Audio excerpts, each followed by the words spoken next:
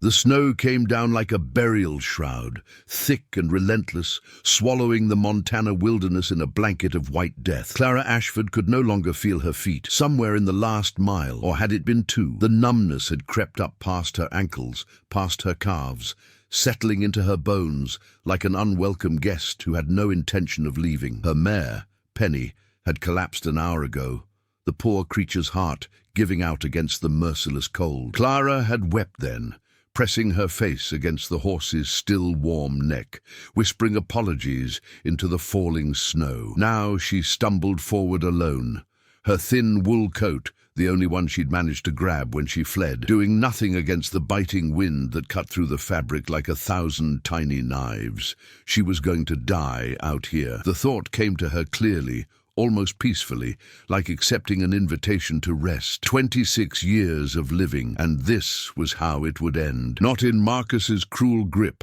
not beneath his heavy hands, but here, in the wild emptiness of the Montana territory, where no one would find her until spring thaw revealed her frozen body. Perhaps that was better. At least the snow was honest in its killing. Her foot caught on something, a rock, a root she couldn't tell, and she went down hard, her palms scraping against the ice-crusted ground. The cold seared through her gloves, and she cried out, the sound swallowed instantly by the howling wind. "Get up, Clara, get up!" She couldn't. Her arms trembled as she tried to push herself upright, but her body had stopped obeying her commands somewhere between the last hill and this frozen patch of earth. She collapsed forward again, her cheek pressing against the snow, and closed her eyes. Just rest, just for a moment. A light. Clara's eyes flew open. Through the curtain of white, impossibly, there was a light, a warm golden glow cutting through the darkness of the storm, a window, a house. Hope surged through her with such force it made her gasp. She pushed herself to her hands and knees, then to her feet, swaying like a drunk. The light flickered and danced, beckoning her forward, and she stumbled toward it with the last reserves of strength she didn't know she possessed. The house materialized slowly from the storm. A sturdy cabin of dark timber, smoke curling from its chimney, promising warmth and life. A barn stood nearby, its doors battened against the wind. This was a working farm, isolated and alone, carved out of the wilderness by someone with more stubbornness than sense. Clara made it to the porch. Her frozen fingers couldn't form a fist to knock, so she simply collapsed against the door, her palms slapping weakly against the wood. "Please," she whispered, though the word was barely audible even to her own ears. "Please." The door swung inward without warning, and Clara tumbled forward into warmth and light, and the solid wall of a man's chest. For a moment, everything was chaos. Strong arms catching her, a deep voice rumbling questions she couldn't understand, the blessed heat of a fire somewhere nearby. Then the arms lifted her, and she was being carried like she weighed nothing at all, and her eyes focused enough to see the face of the man who held her. He was enormous. That was her first thought, breaking through the fog of cold and exhaustion. The man holding her was the largest human being she had ever seen, tall enough that he had to duck through doorways, with shoulders broad enough to block out the firelight behind him. His face was hard-carved and stern, all sharp angles and dark stubble, with eyes the color of storm clouds. A scar ran from his left temple to his jawline, pale against his weathered skin. He looked like something out of a nightmare, like the kind of man mothers warned their daughters about. But his hands were gentle as he set her down in a chair before the fire, and his voice, when he spoke again, was low and careful. "Can you hear me, Mom?" Clara tried to respond, but her teeth were chattering so violently that she couldn't form words. She nodded instead, a jerky motion that made her head swim. The giant man knelt before her, bringing those storm-grey eyes level with hers, and began pulling off her frozen gloves. His hands were enormous, rough and calloused, but they moved with surprising delicacy as they exposed her ice-white fingers. "Damn," he muttered, "you're half frozen. What the hell were you doing out in this?" Clara still couldn't speak.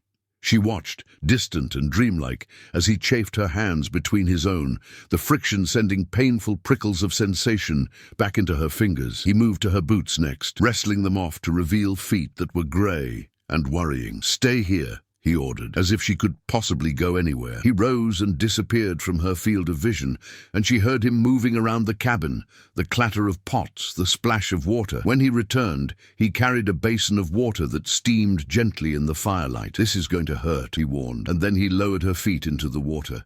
Clara screamed. The pain was extraordinary, white-hot needles driving into her flesh as circulation returned to her frozen extremities. She tried to jerk her feet away, but his hands held them firmly in place. "I know," he said, and there was something almost like gentleness in his rough voice. "I know it hurts, but you have to endure it. You hear me? You have to let the blood come back." She was crying. She realized that distantly, tears streaming down her cheeks as the agony continued, but she stopped fighting him. She gripped the arms of the chair and let the pain wash over her, and eventually, gradually, it began to fade into something bearable. The man watched her throughout, those grey eyes never leaving her face. When the worst had passed and her feet had turned from grey to an angry, living red, he nodded once, apparently satisfied. "You'll keep your toes," he said. "Could have been worse." Clara's voice finally returned, rough and cracked. "Thank you," he grunted. "Don't thank me yet. You're not out of the woods."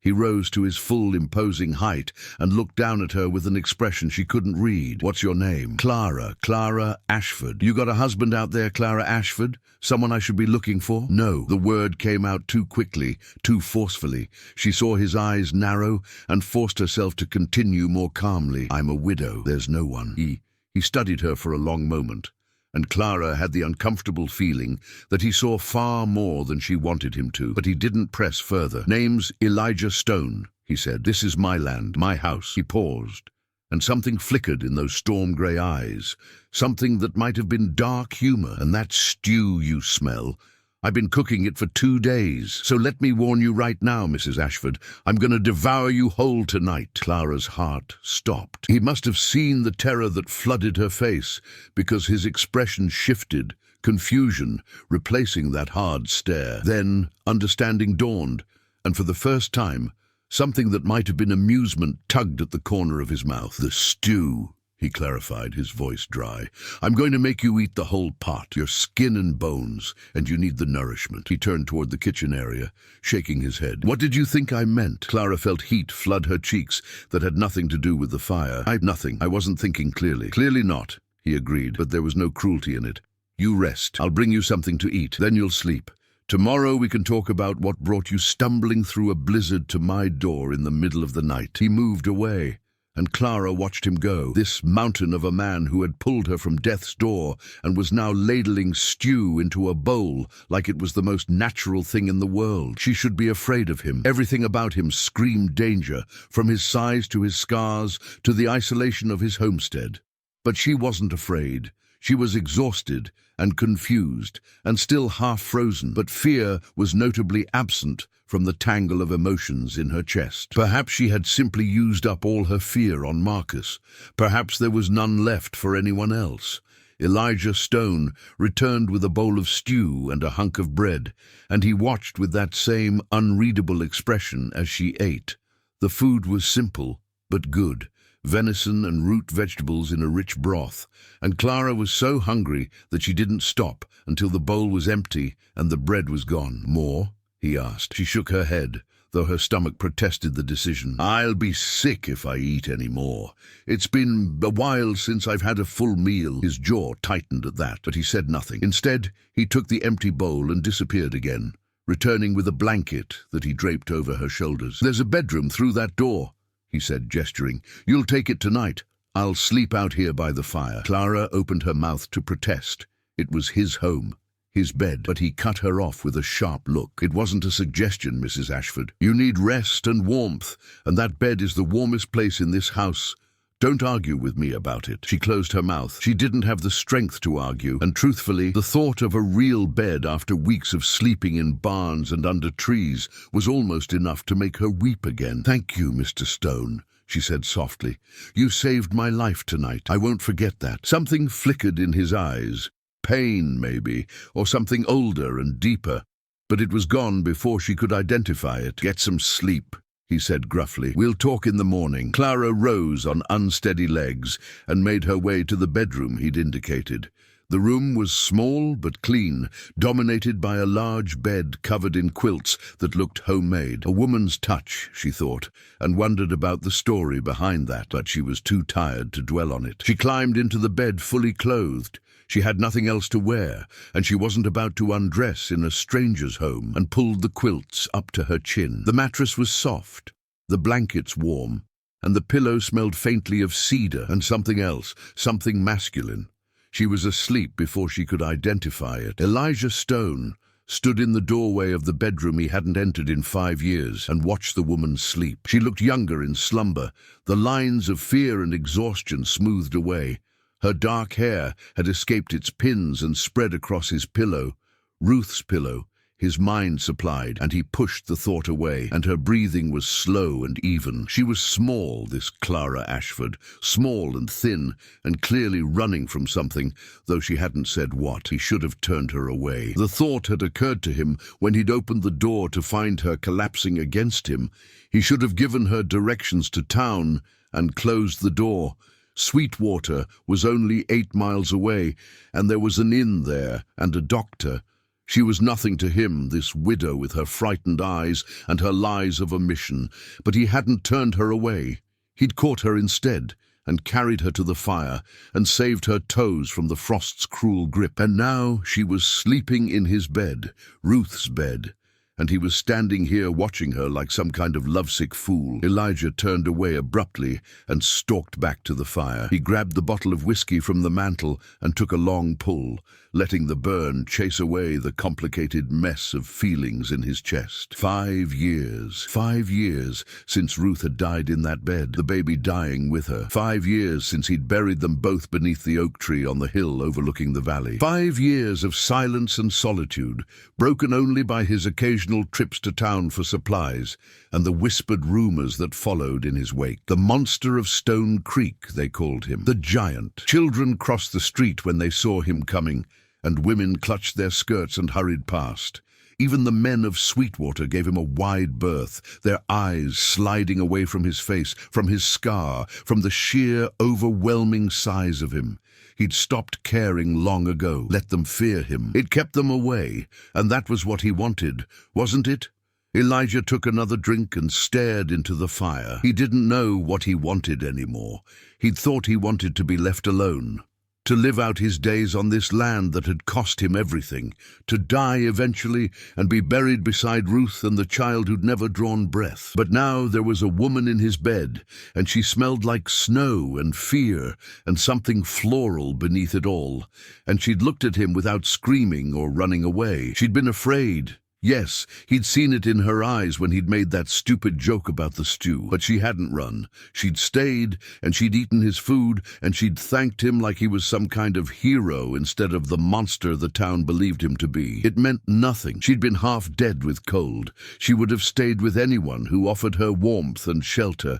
Tomorrow, when she was recovered and thinking clearly, she would see him for what he was. Too big, too scarred, too broken, and she would run like all the others. It was better that way. Elijah finished the whiskey and settled into the chair by the fire, pulling his own blanket over himself. The wind howled outside, rattling the windows, and he could hear the snow piling up against the walls. The storm would last at least another day, maybe 2. She would be stuck here until then, this Clara Ashford, with her secrets and her frightened eyes.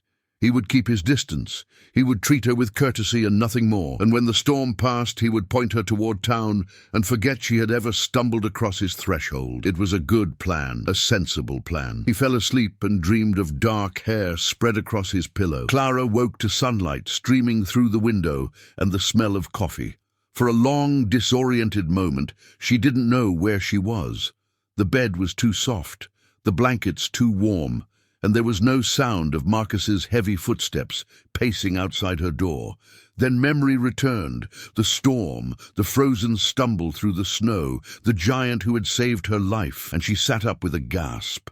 The bedroom looked different in daylight. She could see now that the quilts covering her were beautifully made, each stitch precise and even, the patterns intricate and clearly created with love, a woman's work. A woman's room, but there was dust on the dresser, thick enough to write in, and the curtains were faded from years of sun. Whatever woman had once occupied this space was long gone. Clara rose, wincing at the soreness in her body. Her feet ached, and her hands were stiff, but she could feel all her fingers and toes, which she took as a good sign. She found a mirror on the wall and grimaced at her reflection. Her hair was a tangled mess, her face was pale and thin, and there were dark circles under her eyes that spoke of weeks of poor sleep.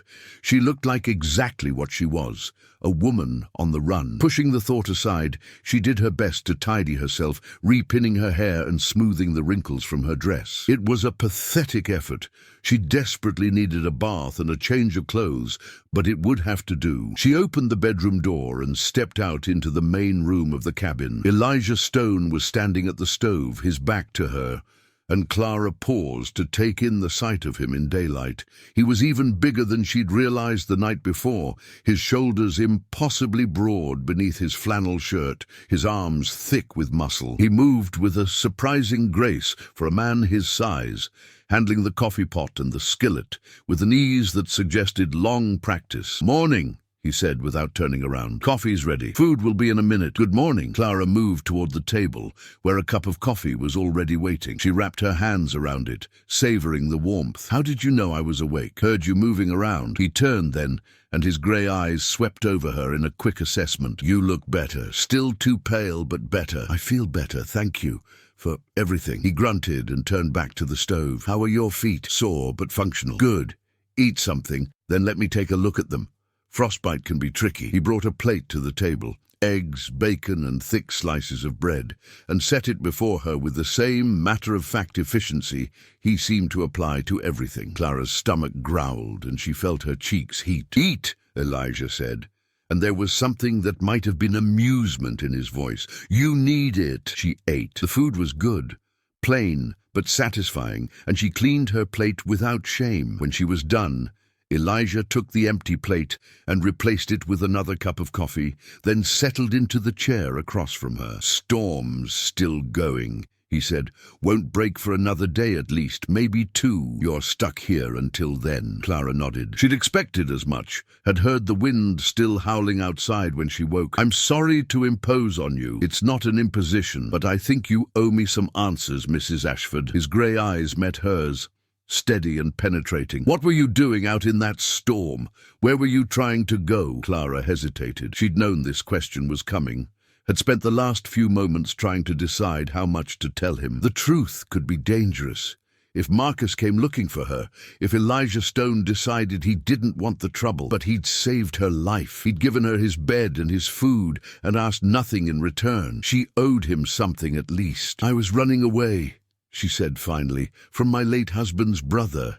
He wants to marry me. I refused, and he didn't take the refusal well." Elijah's expression didn't change, but something dark flickered in his eyes. "Didn't take it well how?" Clara looked away. "He made it clear that my refusal was temporary, that he would change my mind one way or another." She swallowed. "I decided not to give him the chance." "Where were you heading?" "Anywhere. I didn't have a destination.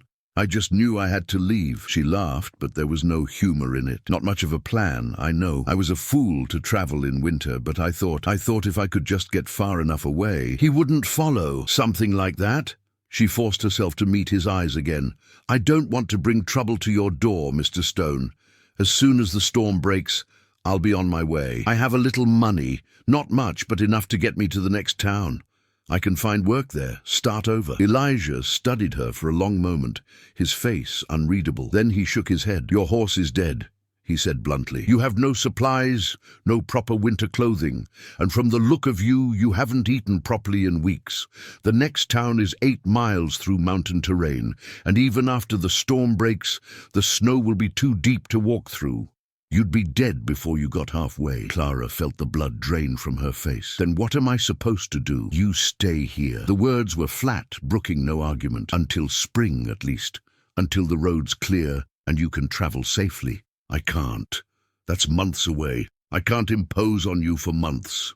"You're not imposing. I have the room and I have the food." He paused, and that dark flicker was back in his eyes. And no man who would force a woman should get what he wants. If this brother-in-law of yours comes looking, he won't find you here. I don't get visitors. Clara stared at him, trying to process what he was offering. Months of shelter.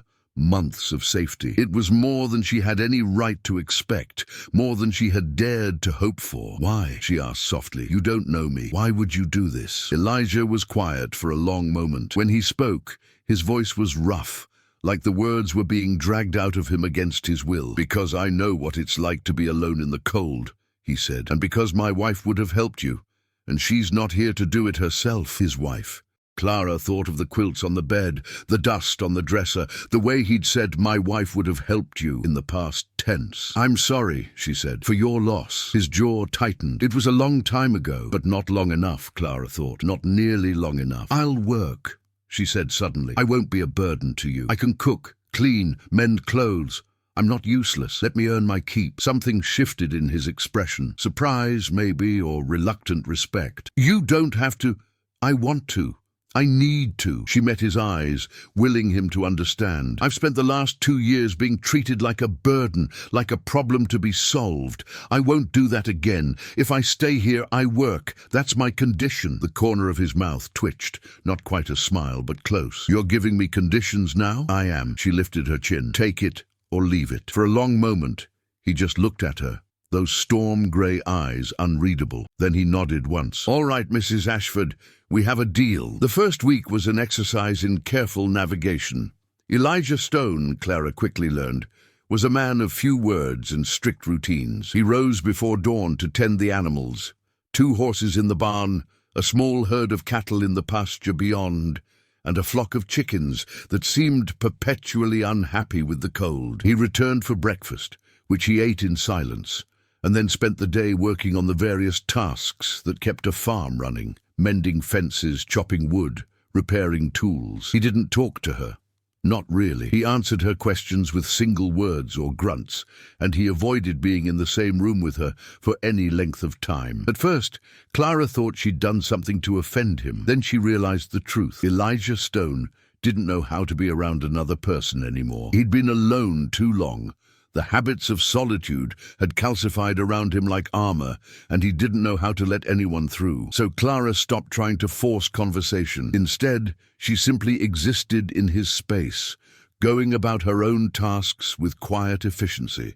She cleaned the cabin from top to bottom, scrubbing away years of bachelor neglect. She mended his clothes, which were riddled with holes and patches that spoke of a man who couldn't be bothered with such things. She cooked meals that were more elaborate than his simple fare, using the supplies in his pantry to create dishes that made him pause, sometimes with his fork halfway to his mouth. She didn't ask him about his wife. She didn't ask about the scar on his face or why the townspeople apparently feared him. She just worked and waited and let him get used to her presence. It took 8 days before he spoke to her unprompted. She was kneading bread dough at the table, her sleeves rolled up and flour dusted across her forearms when he came in from the cold. He hung his coat by the door and moved toward the fire. But instead of settling into his usual chair, he paused. That smells good, he said. Clara looked up, surprised. The bread, it won't be ready for hours yet. I meant the stew. He gestured toward the pot simmering on the stove. What did you put in it? Just what you had. Venison, potatoes, carrots, some dried herbs I found in the pantry. She hesitated. Is that all right? I should have asked before using your supplies. It's fine. He moved to the stove and lifted the lid, inhaling deeply. Ruth used to add herbs. I never could remember which ones. It was the first time he'd mentioned his wife by name. Clara held her breath, afraid that if she moved or spoke, she would break whatever spell had loosened his tongue. She was a good cook, Ruth, he continued, still staring into the pot. Better than me. She always said I could burn water. A ghost of a smile touched his lips, there and gone so quickly Clara almost missed it. She wasn't wrong. How long were you married?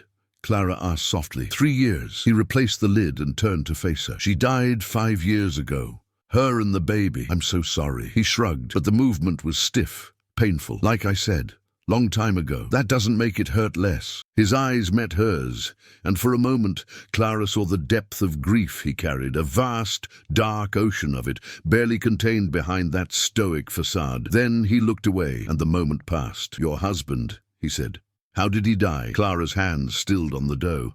"A fever 2 years ago." "Were you—" He paused, seeming to struggle with the words. "Did you love him?" It was an unexpectedly intimate question from a man who had barely spoken 10 words to her in 8 days. Clara considered lying. It would be easier, cleaner, but something in his eyes made her want to tell the truth. "No," she said. "I cared for him, and I was grateful to him for marrying me when no one else would. But I didn't love him, not the way I should have." "Why wouldn't anyone else marry you?" Clara felt heat rise to her cheeks. "I was considered inadequate. Too plain, too outspoken. My family had no money, no connections. I was 24 when Thomas offered for me, already a spinster in most people's eyes." She resumed kneading the dough, focusing on the familiar motion. "He was a good man, Thomas, older and quiet, and not interested in passion or romance. But he was kind to me. He gave me a home and respect, and I gave him companionship in his last years. It was enough." "And his brother?" Clara's hands tightened on the dough. "Marcus is not like Thomas. He wanted me from the beginning. I could see it in the way he looked at me. Thomas saw it too, I think. He made sure his will left everything to me, not Marcus, even though the estate was small. It was supposed to protect me. But it didn't." "No." She forced herself to relax, to keep her voice steady. "After Thomas died, Marcus made it clear that he intended to marry me. He said I had no right to Thomas's property, that it should have gone to him. He said," she swallowed, "he said that if I didn't agree willingly, he would find other ways to persuade me." Elijah's expression went dark. "Did he hurt you?" "He tried.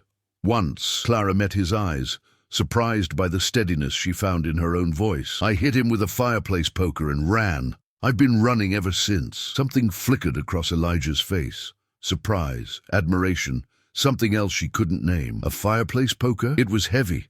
I hit him hard enough to knock him down." A grim smile touched her lips. "I hope I broke something." The sound that escaped Elijah Stone was almost, not quite, but almost, a laugh. It was rusty and brief, like a door that hadn't been opened in years, but it was there. "Mrs. Ashford," he said, and there was a warmth in his voice that hadn't been there before. "I think you might be more dangerous than you look." Clara looked at this giant of a man, scarred and stern and alone, and felt something shift in her chest, something that felt terrifyingly like hope. "I think the same might be said of you, Mr. Stone," she said softly. After that, things changed. Elijah didn't suddenly become talkative. That wasn't in his nature, but he stopped avoiding her. He would sit in the kitchen while she cooked, answering her questions about the farm in his gruff, economical way. He would tell her stories about Ruth sometimes, brief glimpses into the life he'd had before, how they'd met at a barn dance in Missouri, how they'd traveled west together to build something new, how she'd laughed at his attempts to milk a cow for the first time. He never mentioned how she died. Clara didn't ask. In return, Clara told him about her own past, about growing up poor in Philadelphia, the youngest of 5 daughters in a family that could barely afford to feed them, about her father's death and her mother's struggle to survive, about the sisters who had scattered to various corners of the country seeking their own chances at a better life, about the lonely years as a governess, always on the outside of families that weren't her own, before Thomas had come along with his quiet offer of marriage. "You could have said no," Elijah said one evening,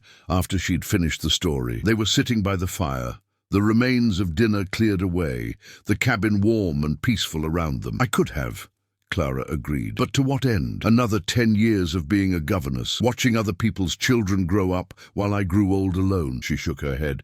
"Thomas offered me stability, security, a chance at something that was mine. That was worth more than love at the time." And now she looked at him, this man who had known love and lost it, who had retreated from the world rather than risk that pain again. "Now I'm not sure what I want. I thought I wanted safety, but I had that with Thomas, and it wasn't enough. I thought I wanted freedom, but freedom is cold and lonely and dangerous." She pulled her shawl tighter around her shoulders. "Maybe I just want to stop running, to have a place that feels like home." Elijah was quiet for a long moment. The fire crackled between them, casting dancing shadows on the walls. "This could be home," he said finally. "If you wanted it to be." Clara's heart stuttered. "What do you mean?" He didn't answer immediately. She watched the firelight play across his features, illuminating the strong line of his jaw, the old scar, the grey eyes that held depths she was only beginning to understand. "Nothing," he said finally. "Forget I said anything." But Clara couldn't forget. She lay awake that night in the bedroom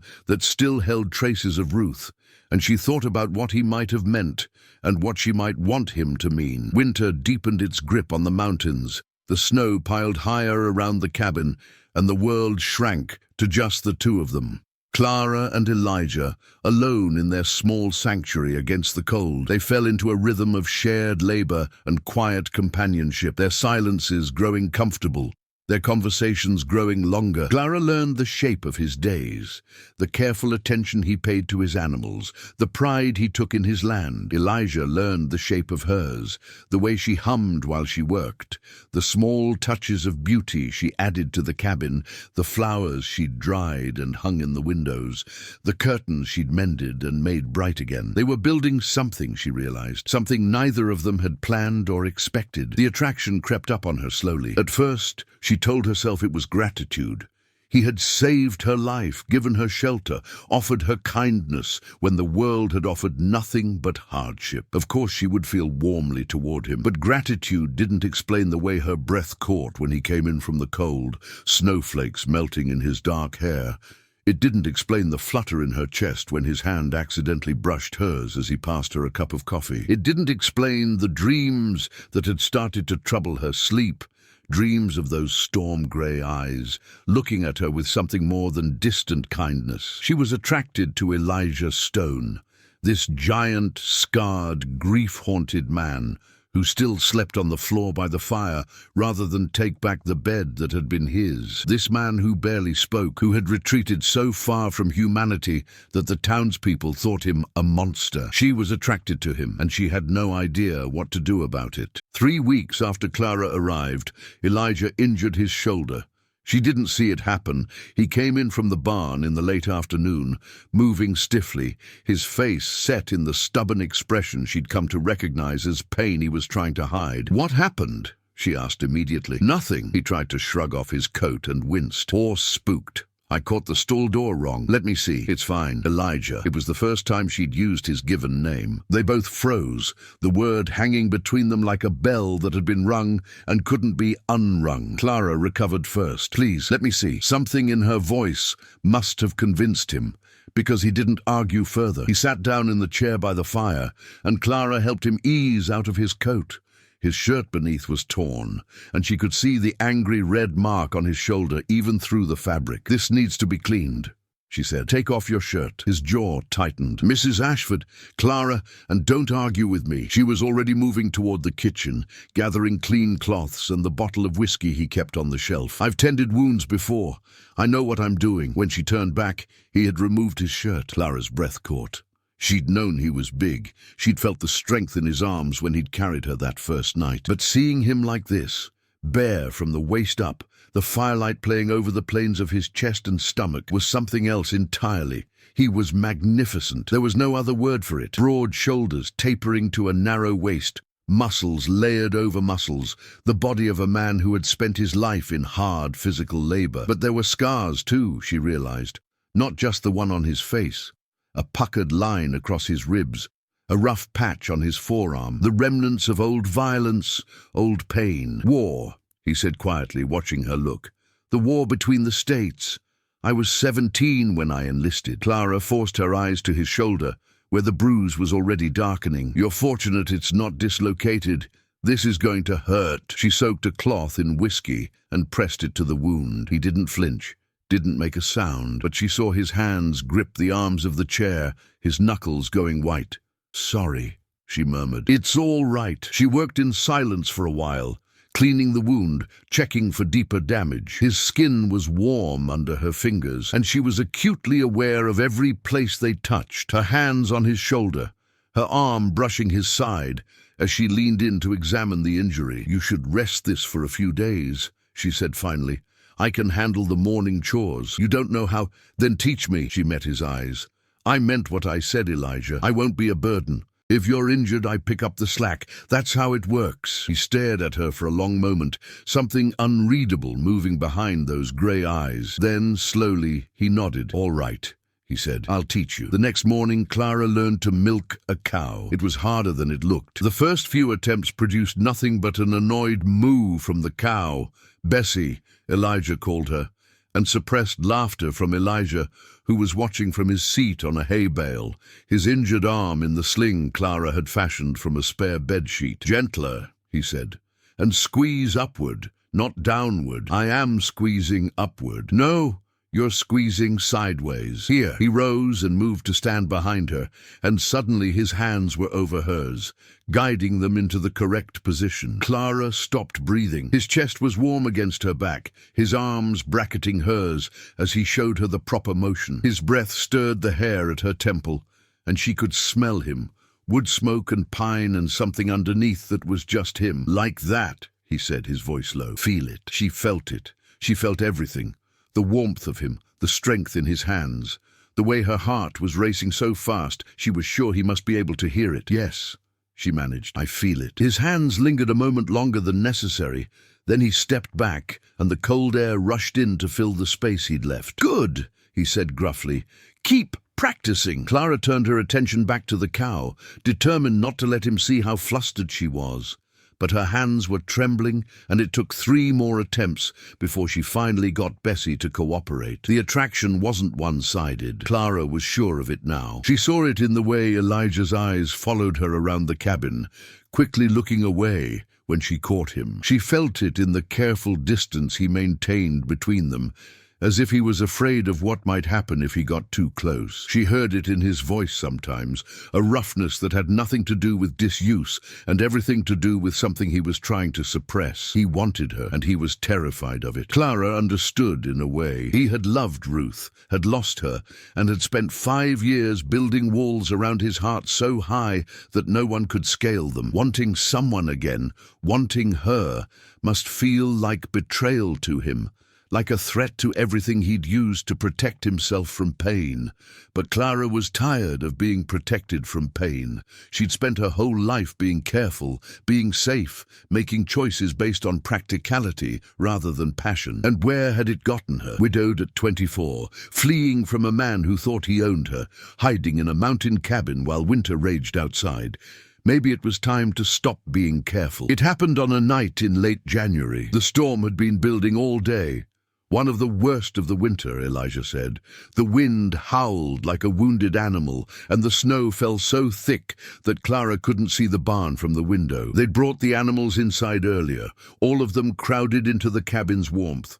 Bessie the cow, the 2 horses, even the chickens in their crate. It should have been chaotic, ridiculous. Instead, Clara found herself laughing for the first time in months as one of the horses, a gentle giant named Sam, attempted to eat the dried flowers she'd hung in the window. "Sam, no!" she scolded, pulling the flowers out of reach. "Those aren't for you." Elijah watched from his chair by the fire, and Clara turned to find him smiling, actually smiling, for the first time since she'd known him. "What?" she asked. "Nothing," but the smile lingered. "Just, this is the most alive this cabin has been in years." Alive is one word for it.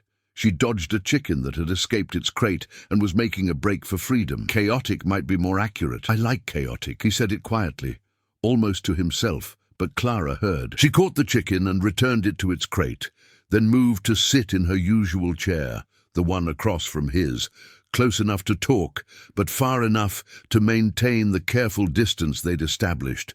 But tonight, something made her pause. Tonight, she found herself sinking down onto the rug before the fire instead, close enough that she could feel the warmth of the flames on her face, close enough that she could feel the warmth of him. Elijah tensed. She saw his hands grip the arms of his chair, saw the muscles in his jaw tighten. "Clara," he said, a warning in his voice. "I'm cold," she said, which wasn't a lie, but wasn't the whole truth either. "The fire is warm." He didn't respond. Clara stared into the flames, achingly aware of him behind her, the sound of his breathing, the creak of the chair as he shifted, the almost palpable tension radiating from his body. "Tell me about the scar," she said suddenly. She felt, rather than saw him stiffen. "What about it? How did you get it?" Silence.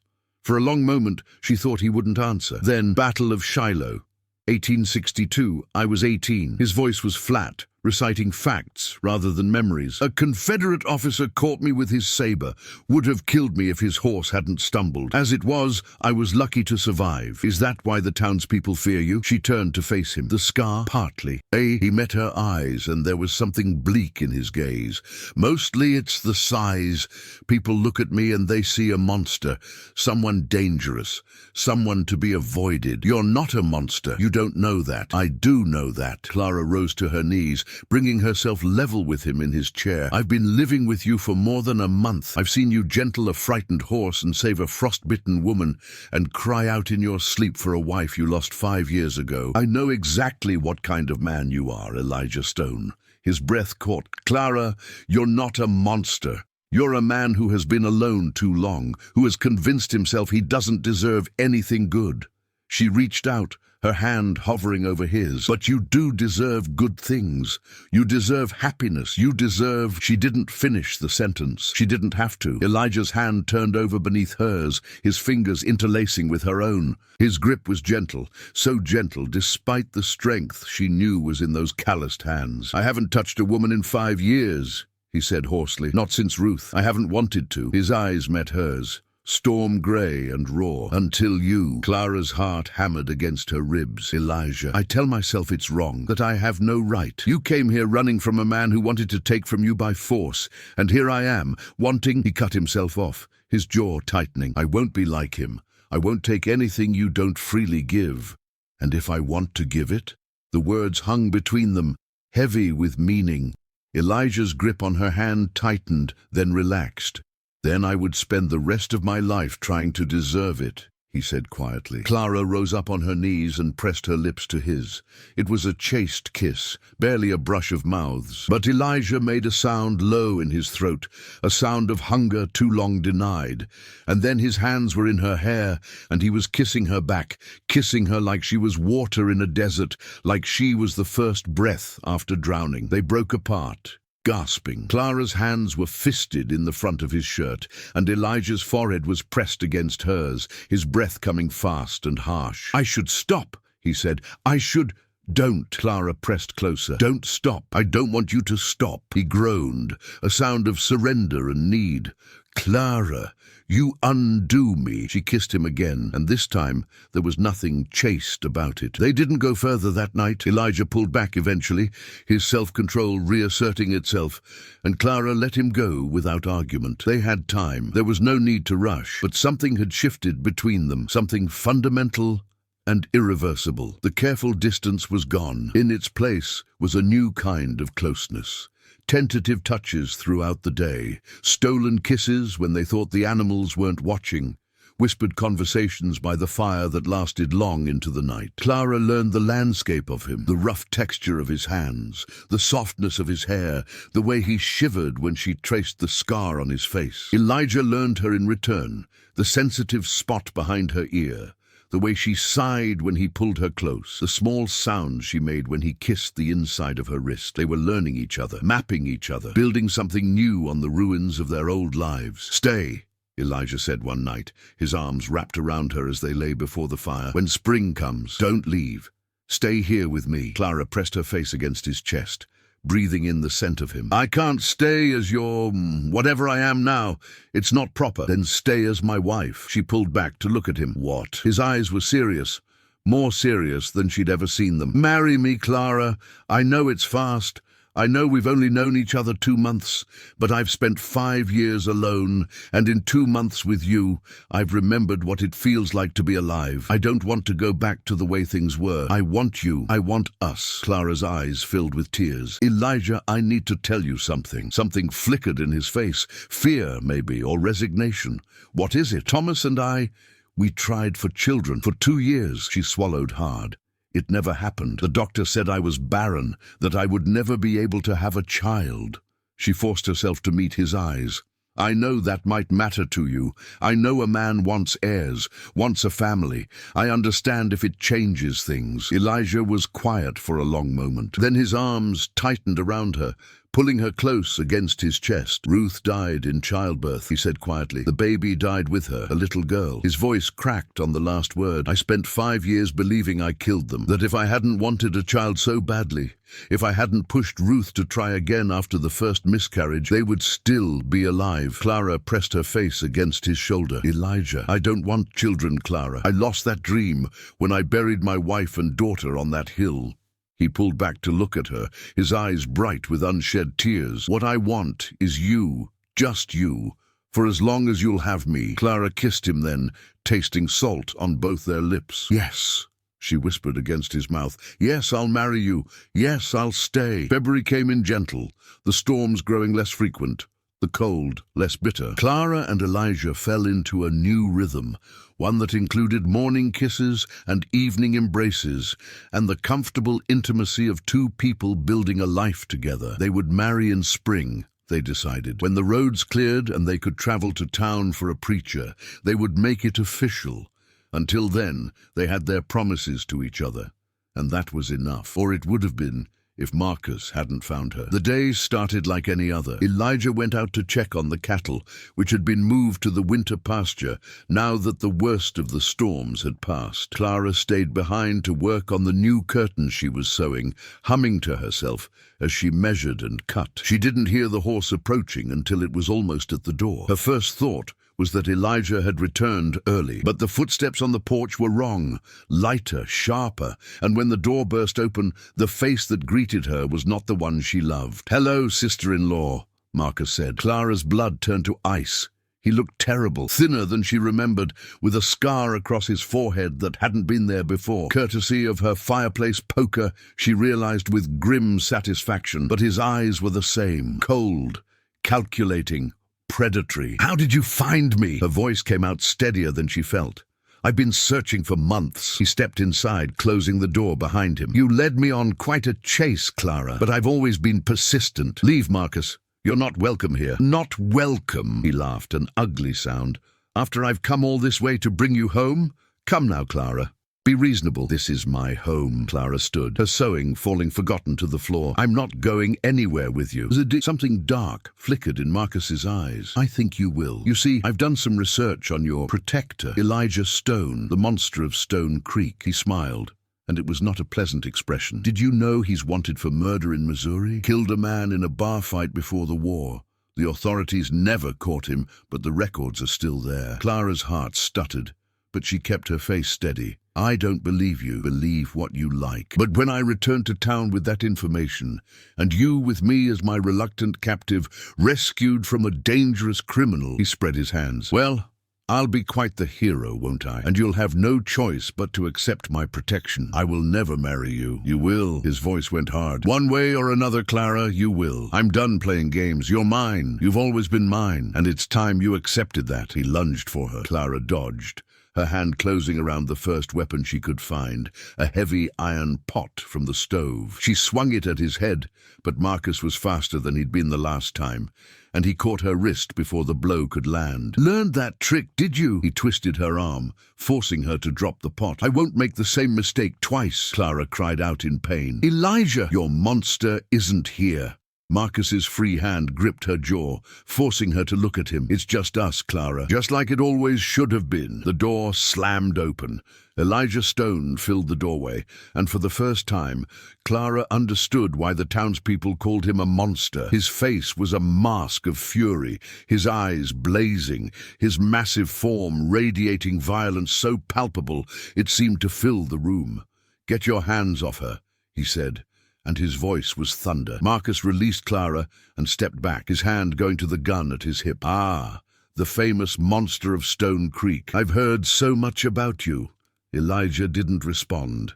He moved into the cabin with the focused intensity of a predator, his eyes never leaving Marcus. "I know about Missouri," Marcus said quickly. "I know what you did. If you don't let me take Clara and leave peacefully, I'll make sure every lawman in the territory knows too." "Missouri?" Elijah's voice was flat. "That what he told you, Clara? That I'm a murderer?" "I didn't believe him," Clara said. She'd moved to the far wall, out of Marcus's reach, and was watching the two men with her heart in her throat. "You should have." Elijah's eyes finally left Marcus, meeting hers. "It's true. I killed a man, 17 years old and drunk, and a man said something about my mother that I didn't like. I hit him too hard, and he went down wrong, and he never got back up." Clara's stomach dropped. "Elijah, I ran. I was a coward. I enlisted in the army under a false name, and spent the war trying to outrun what I'd done." His jaw tightened. "I've spent my whole life trying to outrun it, trying to be someone different, someone better." His eyes met hers again, and there was raw vulnerability in them. "I wanted to be better for you, Clara. I wanted to deserve you." "Oh, how touching," Marcus sneered. "The murderer wants redemption through love. Unfortunately, Clara belongs to me, and I'm taking her whether you like it or—" He never finished the sentence. Elijah moved faster than a man his size had any right to move. One moment he was across the room. The next, Marcus was pinned against the wall with Elijah's hand around his throat, his feet dangling inches above the floor. "Listen to me carefully," Elijah said, his voice eerily calm. "You're going to leave this place. You're going to get on your horse and ride back the way you came, and you're going to forget you ever found us. Because if you don't, if you ever come near Clara again, I will finish what she started with that fireplace poker, and there won't be enough left of you to bury. Do you understand?" Marcus's face was turning purple. He clawed at Elijah's hand, his eyes bulging with terror. "I said, do you understand?" Marcus managed to nod. Elijah released him. Marcus crumpled to the floor, gasping for air, and Elijah stepped back, giving him room to rise. "Your gun," Elijah said. "Leave it." With shaking hands, Marcus unbuckled his gun belt and let it fall. He didn't look at Clara, couldn't seem to look anywhere except at the giant who had nearly killed him. "If I ever see your face again," Elijah said quietly, "I won't bother with warnings. Now go." Marcus went. They listened to his horse's hoofbeats fade into the distance, and then there was silence. Clara was shaking. She hadn't realized until now, but her whole body was trembling, her teeth chattering together like she was back out in the storm that had brought her here. "Clara." Elijah's voice was gentle now, the fury drained out of him. He hadn't moved from his spot by the wall. "Clara, I'm sorry. I should have told you about Missouri. I should have—" She crossed the room and threw herself into his arms. He caught her automatically, as he'd caught her that first night. But this time, she wasn't half-frozen and desperate. This time, she knew exactly what she was doing. "You stupid, wonderful man," she whispered against his chest. "I don't care about Missouri. I don't care what you did when you were 17. I care about who you are now. I care about the man who saved my life and gave me shelter and made me feel safe for the first time in years." His arms tightened around her. "I'm not a good man, Clara. You're a better man than you think, and I love you anyway." He went very still. "You love me?" Clara pulled back to look at him, at this scarred, broken, beautiful man who had come into her life like a storm and changed everything. "I love you," she said. "I love you, Elijah Stone. All of you. The good and the bad and everything in between." Something cracked in his expression, something that had been frozen for a very long time, finally thawing. His eyes glistened, and when he spoke, his voice was rough. "I love you too. God help me, Clara.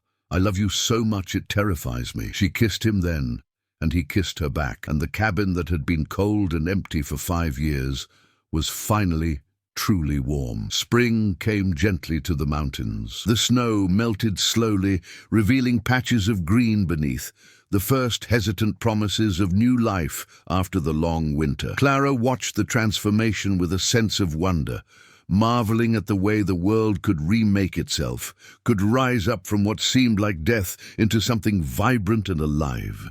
She understood that kind of resurrection now. She was living it. They married on the first day of April, in the little church in Sweetwater, with the spring sunshine streaming through the windows. Clara wore a blue dress she'd made from fabric Elijah had bought her in town, the nicest thing she'd ever owned, and carried a bouquet of wildflowers that had bloomed early on the south-facing hill. Elijah wore his Sunday best, which was a clean shirt, and his least patched trousers, and he looked at her like she was the sunrise after the longest night of his life. "I promise to love you," he said, his voice steady despite the tears in his eyes, "to protect you, to spend every day of my life trying to make you happy." "I promise to love you," Clara replied, "to stand beside you, to be your partner, your friend, your home." The preacher pronounced them man and wife, and Elijah kissed her, and the small crowd of townspeople who had braved the former monster's wedding actually applauded. Things had changed in Sweetwater. Marcus's accusations had never materialized. He'd disappeared into the east and hadn't been heard from since. But Elijah's old secret had somehow gotten out anyway. It should have made things worse. Instead, the town had collectively decided that a man who'd spent 17 years trying to atone for a youthful mistake, who'd fought for his country and built a life from nothing and taken in a woman running for her life, that man deserved a second chance. It helped that Clara had become a fixture in town over the past few months, her warmth and friendliness wearing down the old suspicions. It helped that Elijah had started coming with her, nodding gruffly at the people who'd once crossed the street to avoid him. It helped that they were clearly, obviously, radically in love. Second chances, Clara thought as they rode home from the church, her hand clasped in Elijah's, the spring wind warm on her face. That's what this had always been about. Not just for her, running from Marcus and the life she'd left behind. Not just for Elijah, hiding from his past and his pain, but for both of them, together. Two broken people who had somehow found their way to each other in a blizzard and had built something beautiful from the wreckage. "What are you thinking about, Mrs. Stone?" Elijah asked, glancing over at her. Clara smiled. She couldn't seem to stop smiling today. "I'm thinking about how lucky I am." "Lucky?" He raised an eyebrow. "You nearly died in a snowstorm, stumbled into the home of a wanted man, and almost got kidnapped by your awful brother-in-law. That's your definition of lucky?" "Lucky that the snowstorm brought me to your door. Lucky that the wanted man turned out to be the best person I've ever known. Lucky that I have you." She squeezed his hand. "I would go through all of it again, Elijah. Every frozen mile, every frightened night, if it meant finding you at the end." He was quiet for a moment, his throat working. Then he pulled the horse to a stop and turned to face her, taking both her hands in his. "I spent 5 years believing I would never be happy again," he said. "I thought I had used up all my chances, that I didn't deserve anything more than what I had, a cold cabin and a lonely life, and the ghosts of everyone I'd failed." His eyes met hers,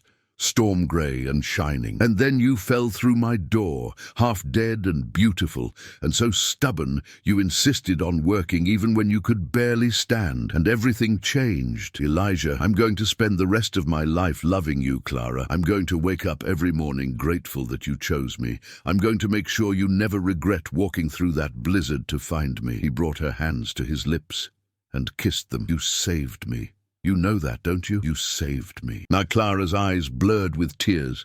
"We saved each other." He smiled, a real smile, the kind that transformed his scarred face into something breathtakingly beautiful, and pulled her close. "We saved each other," he agreed, "and now we're going to live, really live, together." They rode home in the golden light of the spring afternoon, and the cabin that had once been cold and empty was warm with firelight and laughter and love. The animals greeted them in the barn: Bessie the cow, Sam and his companion horse Thunder, the perpetually disgruntled chickens, and Clara gave each of them an extra helping of feed in celebration. That night, Elijah carried her across the threshold of their home, not his, theirs, and set her down gently before the fire. "I know this isn't much," he said, looking around at the small cabin with its simple furnishings. "I know you deserve better. A real house, in a real town."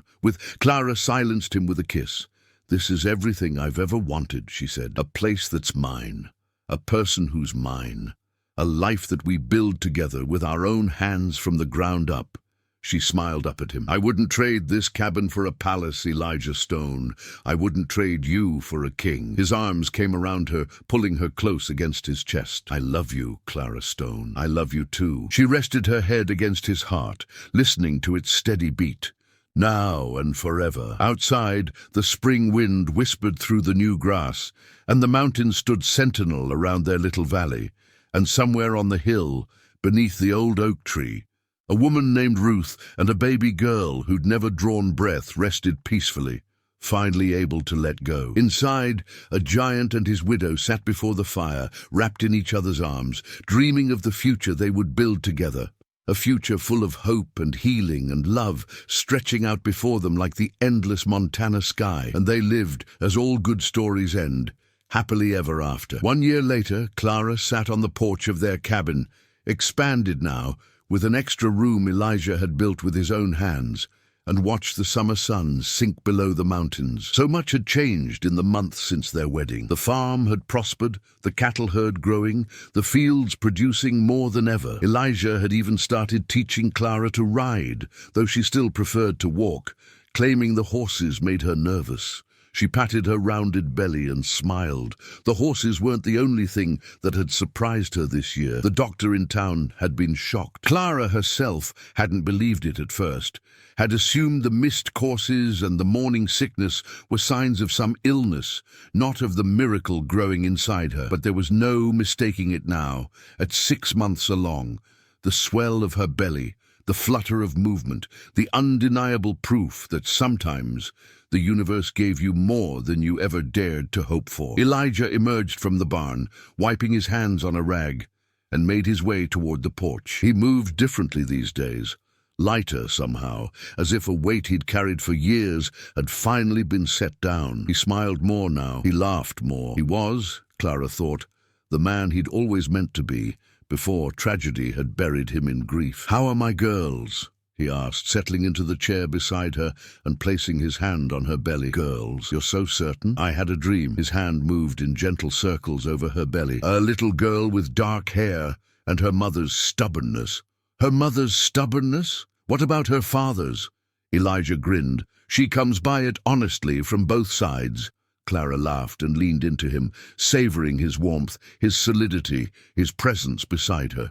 "Whatever it is, boy or girl, I hope they have your kindness, your strength, your capacity to love. And I hope they have your courage," he said softly, "your resilience, your ability to see good in people who don't believe they deserve it."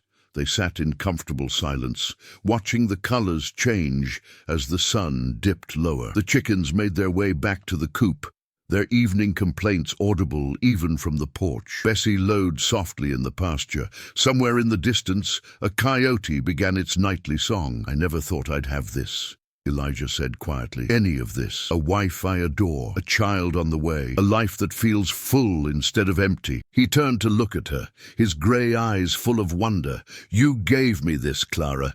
You walked through a blizzard and straight into my heart, and you gave me everything I'd given up hoping for." Clara lifted his hand to her lips and kissed his calloused palm. "We gave it to each other. That's what love is, Elijah. Not one person saving another, but two people choosing each other over and over again, building something together that neither of them could build alone." "I'll keep choosing you," he said. "Every day, every moment, until my last breath and beyond." "And I'll keep choosing you." She smiled up at him, her heart so full she thought it might overflow. "Now and always, for the rest of our lives." The sun slipped below the horizon, painting the sky in shades of gold and rose and purple. Stars began to emerge, one by one, scattered across the vast Montana sky like diamonds on dark velvet. Clara Stone leaned her head against her husband's shoulder, felt her child kick beneath his hand, and watched the first fireflies of summer begin their dance across the meadow. She had found it, she realized. That thing she'd been searching for all her life without ever knowing what to call it. Home. Not a place, though this place was beautiful. Not a person, though she loved Elijah more than she'd ever thought possible to love anyone. But a feeling, a bone-deep certainty that she was exactly where she was meant to be, with exactly who she was meant to be with, living exactly the life she was meant to live. Home was here, in this cabin carved out of the wilderness. Home was here, in the arms of the giant who had pulled her from the storm. Home was here, growing in her belly, a promise of the future they would build together. Home was love. And Clara Stone, former widow, former runaway, former woman who had given up hoping for anything better. Clara Stone was finally, gloriously, home. The end.